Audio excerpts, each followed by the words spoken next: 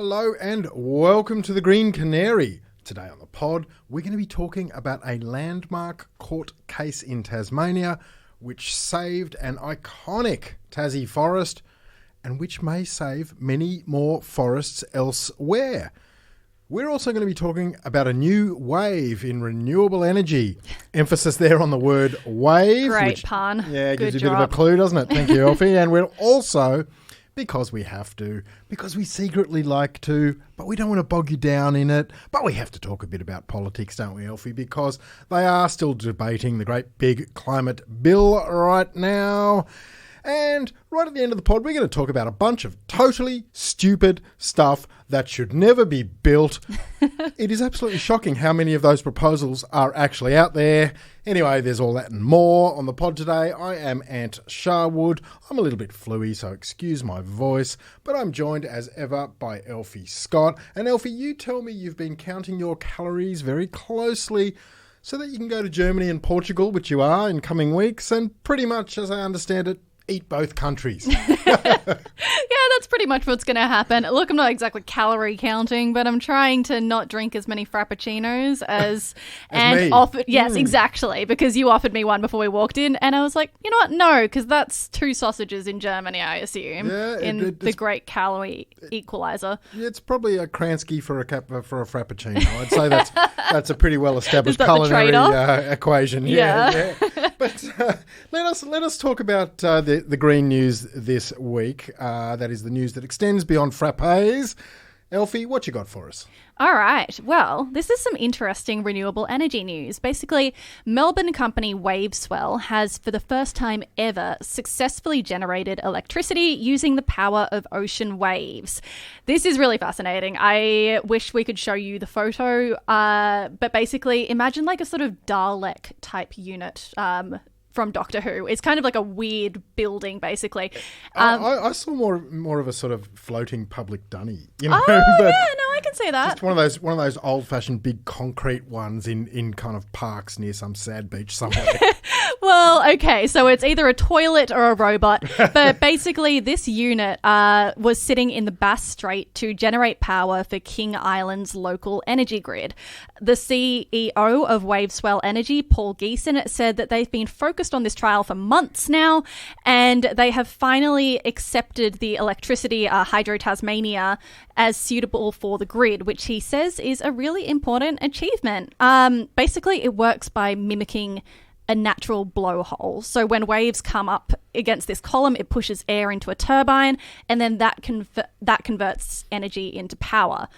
But Ant, you said that wave power hasn't been successfully harnessed before for a reason, right? Well, the problem with wave power, as I understand it, in my limited understanding, you could probably put that sort of caveat before almost anything, but my limited understanding of wave power is that the motion of waves is hard to capture. It is highly idiosyncratic. These guys seem to be making a device that works with the waves rather than kind of against them, if you like. Right, okay. That whole blowhole thing where the waves surge up and through the device and power the turbine. Look, there was a couple of interviews I wanted to do this week. We've done one for our third story about the Tarkine forest in Tassie. I wouldn't have minded getting these guys on the phone and may yet do it because... Another episode, why not? How are we making wave power? Look, there's enough wave power in the world to power the world.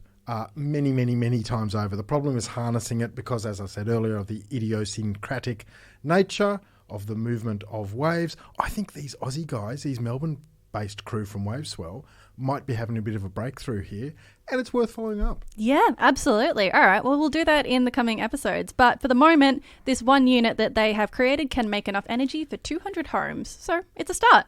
Absolutely, that's a start. And you're talking about King Island. I don't think there's too many more than that on King Island. So, Just a lot of brie, I think. A lot of brie. There's just brie in the fields, you know. Free-range brie. All right, well, now let's talk, as we must, about politics. And what do we want to say about the climate bill? Again, this week. Let's do it. Look, it's good news. So the climate bill is babbling along. Good news, I think, actually, that's quite a loaded statement because there are some people who say 43% not enough. Well, yeah, and I think that people are justified in saying that. I don't think they're not this is a lot justified of either. politicking. Indeed. But I think we've established through our newsletters and through previous chats that you and I think the mood of the general public is to get on with it, something to... Just get it legislated. Floor not ceiling, floor not ceiling, floor not ceiling. Have to say it 3 times because people say it so much. That seems to be what's happening. But it's not quite as simple as getting it through. They've had to make a tweak or two so far, haven't they? Yeah, so they actually made that tweak to the bill. They made that amendment to say that the 43% target is a floor, not a ceiling. This was pushed by the bloc of independents in the House, and they've referred to it as Dutton insurance, which I kind of like. It basically means we're not backtracking. This is the only direction we're moving in now. But that being said, they've still got to push this through the Senate afterwards, obviously.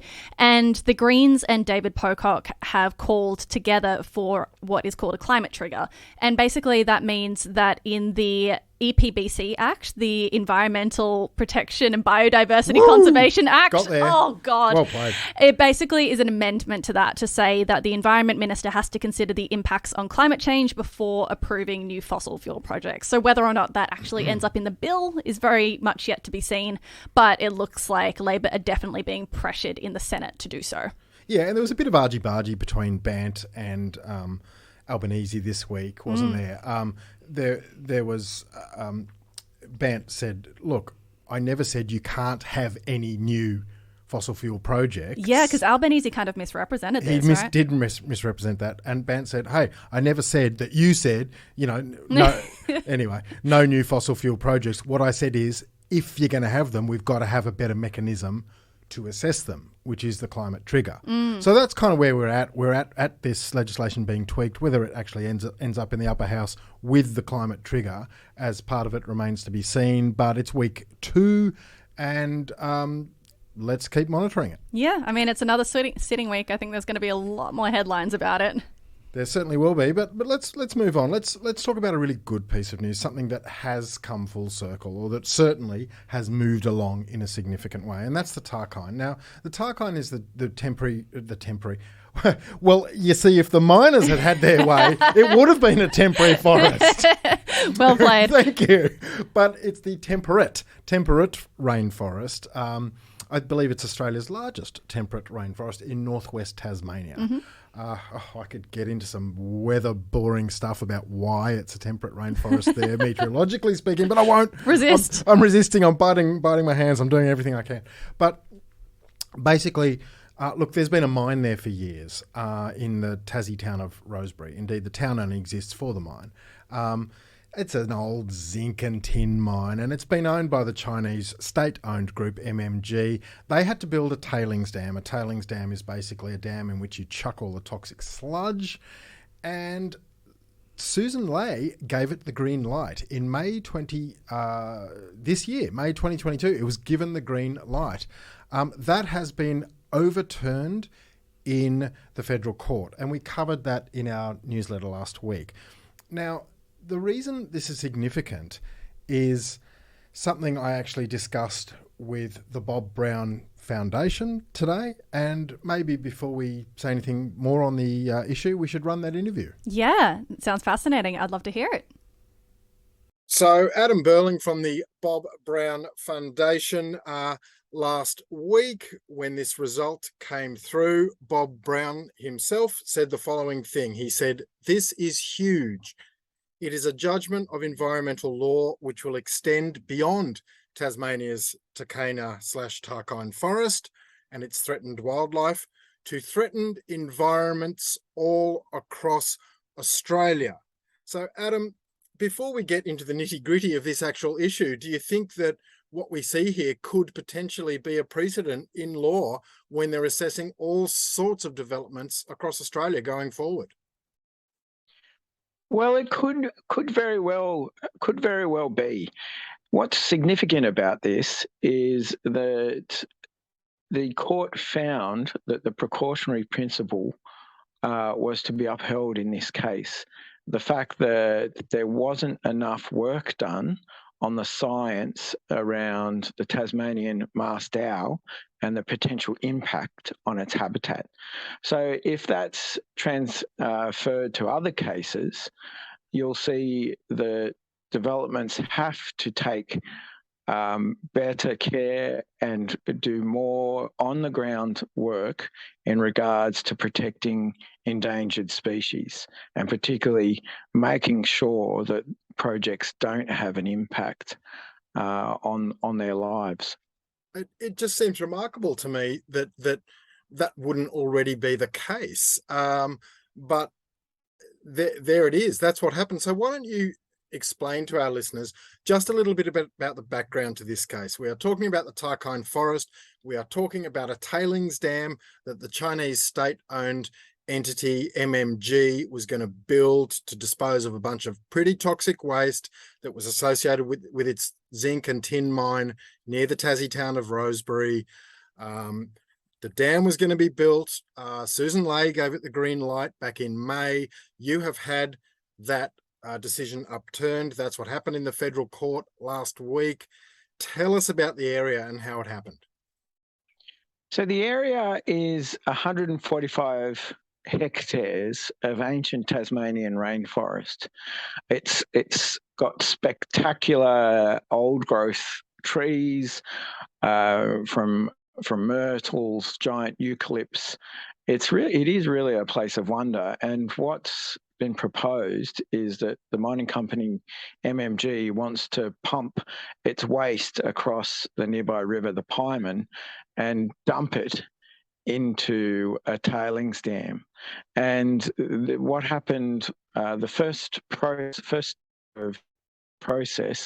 for creating this toxic waste dump was when Minister Sussan Ley approved the initial roadworks and surveying works.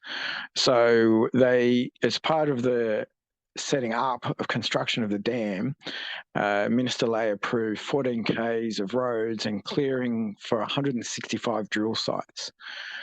So you can see, even at this stage, there would be a huge impact on this forest, which contains Tasmanian wedge-tailed eagle, spotted-tailed quail, eastern quail, Tasmanian devil, and what really is significant is the Tasmanian masked owl.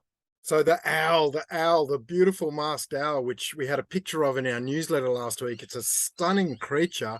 I believe there are only a few hundred left.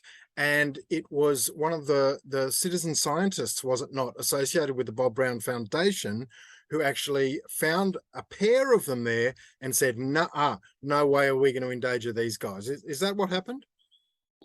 Yes, it was quite remarkable. And this is the other side to the case, is that our team on the ground worked very hard looking at all the potential environmental impacts of this project. And during the surveys conducted on the site, the team collected 400 audio recordings. So we have these audio devices set up high in the trees. And the Tasmanian masked owl is notoriously difficult to photograph or to even get audio recordings. It only is active at night. And so through these 400 recordings, they covered everything from feeding calls to these unusual begging calls, which indicate that they're young owls also in the forest with this pair, and therefore it's a breeding pair. So it's incredibly significant. The Tasmanian masked owl is the world's largest barn owl, and it's vulnerable to extinction. And our team was able to collect incredible amount of data that showed that the proposed tailings dam and in fact the work to clear and set up for it would have a potential huge impact on this pair, one of only potentially 300 pairs left in the world. Wow. So Adam, this is another notch in the belt of Bob Brown himself and the work and the foundation that he has enabled and created. Well done, Bob. Well done to all of the Bob Brown people, yourself included, and your volunteers. I became very sort of full of regret hearing you talk about the call of the owl there, that I hadn't asked you for some audio of it. But that's okay. I've got a solution. So without notice, Adam Burling from the Bob Brown Foundation, please give me your best Tasmanian masked owl impression. Look, I wouldn't do it justice, and from all accounts, it's not a very welcoming call. In fact, it's been referred to as banshee-like, and so when you're sitting there out in the dark wilderness, hearing these calls, you do wonder whether. You wonder what's going on beyond the dark curtain of the night in the forest. I tried. God knows I tried. I did my very, very best. But most importantly, you did your best, and your best was good enough. You have, we hope, set a legal precedent. We hope that in the future, not just the Tasmanian masked owl, but all sorts of creatures will be taken into account before developments like these are too hastily given the green light. So, Adam, Burling, thank you so much for coming on the Green Canary. Wonderful. Thank you so much for having me. Very nice attempt to get an actual just organizer to do an owl call. Very impressive. I would have done it. But I will say that the citizen scientist, that story is so cool that they just went out there, discovered the breeding pair, and they were like, whoa, we can put a stop to all of this. It's people power at the most significant level, from Bob Brown, who has always worked with people power from the Franklin Dam onwards for 40 years now. But it's just the most significant. If any environmental volunteers are out there thinking, oh, do I really make a difference? This is just a call to every single one of us who's ever planted a tree or cleaned up a waterway or monitored a masked owl, that we are making a difference, and we can go all the way to the federal court. Yeah, absolutely. It's a big screeching owl call to citizen scientists. Very good. Very good. All right. Well, let's talk through the mulch this week then. If you haven't listened to the podcast before, the mulch are the little news clippings that Ant and I bring for each other. And you have a theme for this week's mulch, don't you, Ant? I do, because every time I looked up little news stories, they kept being stupid crap that they really shouldn't build. So this week's mulch is 3 little clippings, news clippings of stupid, absolutely ridiculous things that absolutely in no way, shape or form should be built. And I think I'll kick off with the one that really got me going, and it's been going around the internet. The Line, it's called. It sounds like a Dave Eggers novel, which, if you don't know who he is, he's the guy who wrote The Circle. I think they made that a movie. Anyway, he also wrote a heartbreaking work of staggering genius, which was one of the greatest books ever written. But anyway, The Line. What is The Line? It's a city. Well, it's a proposed city in Saudi Arabia, 170 kilometres long, 200 only metres wide. And it's meant to be really eco-friendly and tra-la-la-la-la. And what else do you know about it, Elfie? You jotted some things down. Okay, so we can tell you that it is supposedly going to be made up of mirrors, but the actual viability of this project is questionable, not only because of the scale, but also for the fact that all of the digital renderings of this city involve robot maids and flying cars, which I don't think are quite there yet. But the point should also be made that, there's a lot of complaints coming from local human rights campaigners saying that locals are already being forced out of way for its construction. So 2 full towns have been cleared, and the members of an Indigenous tribe have been forced to leave their native home. Yeah. So it's destructive, it's weird, and I don't think that robot maids are on the way yet. No, and I think glass walls that it has, that are like a couple of 100 metres high, birds are going to fly into that thing. Oh my God, could you imagine how many thumps of it'll just be dying pigeons there'll be? That's exactly what The Line will be. And I think it's part of a broader sort of image greenwashing that the Saudis are doing, from sport to projects like these. Saudis are trying to say we're not that bad regime that executed Jamal Khashoggi. We build nice things that look sci-fi. Yeah, that was a bit of politics. That got quite heavy very quickly there. Well, it really did. Well, let's move on to another dictatorial type. Yeah. What's bloody Jair Bolsonaro up to in the Amazon? All right, so Brazil is one step closer to building a major highway through the center of the Amazon rainforest. Basically, the country's environmental authority was given one of the first permits to start construction. So it's going to be a paved highway right through the middle of the Amazon rainforest. The road already exists in part. It was created by the military dictatorship in the 70s, and it connects the largest Amazonian city to the rest of Brazil, but this plan will essentially just give logging firms all of this right of passage and accessibility to these untouched parts of the Amazon. So it is thought that with this highway, they're going to see a 5-fold rise in deforestation by 2030. Silver lining, Bolsonaro is so far behind in the polls, and I believe Brazil goes to the polls later this year. Oh, so could you imagine? Hopefully before they, bulldoze the entire Amazon, they throw that fella out. Again, I just got political again. That's twice. No, it's fantastic. I'm not gonna get political here. Look, I like to think you can make an environmental podcast without assuming that everyone will be on a certain side of politics. I do like to believe that. It may or may not be true, but I start with that lofty hope.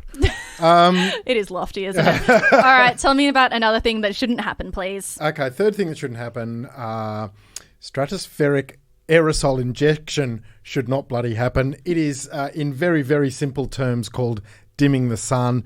Don't dim the sun. Leave the sun where the sun is. What's going on, Elfie? All right, so there's a team of experts that have been put together to look at this new technology, stratospheric aerosol injection. God, that's a mouthful. Yeah. But basically, the idea involves spraying chemicals into the Earth's atmosphere to reflect heat away from the sun. Sorry, the sun's heat away from the Earth, rather.